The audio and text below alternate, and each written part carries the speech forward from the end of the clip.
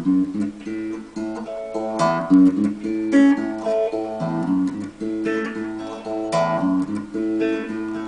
Mr. Marley, oh, Mr. Marley, we're here to parley about your charitable obligations, duties due to your high station. One of London's leading merchants, help us help the little urchins starving in the streets. Oh, Mr. Marley, oh, Mr. Marley, there's little Charlie.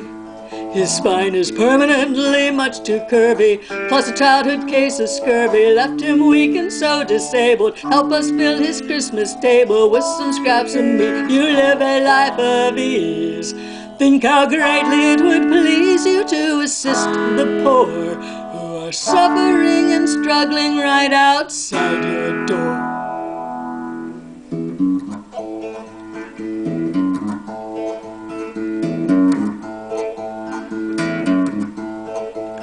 Oh, Mr. Marley, the name is Scrooge.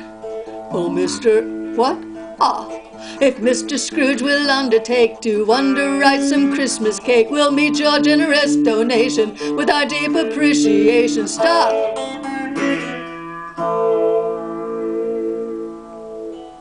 I do not wish to have your appreciation. Do you prefer to donate anonymously, then? I prefer not to donate at all. I prefer to be left alone. What? Must I solve all the problems of the world? Are there no prisons? Plenty of prisons, sir. And the union workhouses, are they still in operation? They are, sir, still. Regrettably, sir, most regrettably. The treadmill and the poor law in full vigor, then? Both very busy, sir. Uh-huh. I was afraid from what you said at first that something had occurred to stop them in their useful course. I'm very glad to hear it, very glad indeed. Gentlemen, I don't make merry myself at Christmas time, and I can't afford to make idle people merry. My taxes help to support the establishments I've mentioned. They cost enough, and those who are badly off must go there. But many can't go there, Mr. Scrooge, and many would rather die. If they'd rather die, they'd better do it and decrease the surplus population. Good afternoon, gentlemen. Good afternoon, I say. And you, Cratchit, you'll want tomorrow off, I imagine? If it's quite convenient, sir. It is not convenient. Indeed, it is most inconvenient, sir, and most unfair.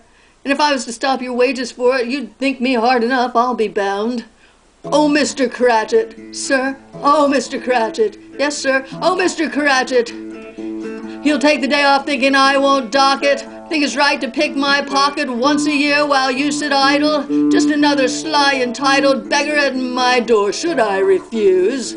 You'd feel ill-used, so I must lose each year 1/2 a day of work along with that much pay. It's hardly what I'd call a sound investment practice, throwing round my money to the poor. Each year you rob me blind. No one seems to mind all over London town. Good businessmen like me are being shaken down.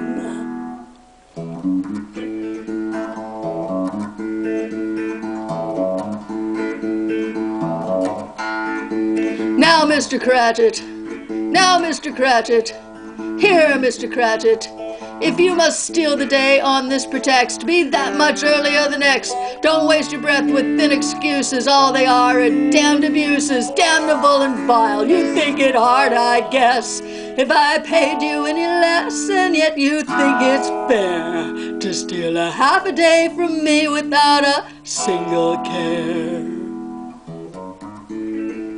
Oh, Mr. Cratchit, oh, Mr. Cratchit, so, Mr. Cratchit, go, Mr. Cratchit! Yes, sir. Thank you, sir, and happy Christmas, sir. Christmas? Bah! It's a humbug. A humbug, I say.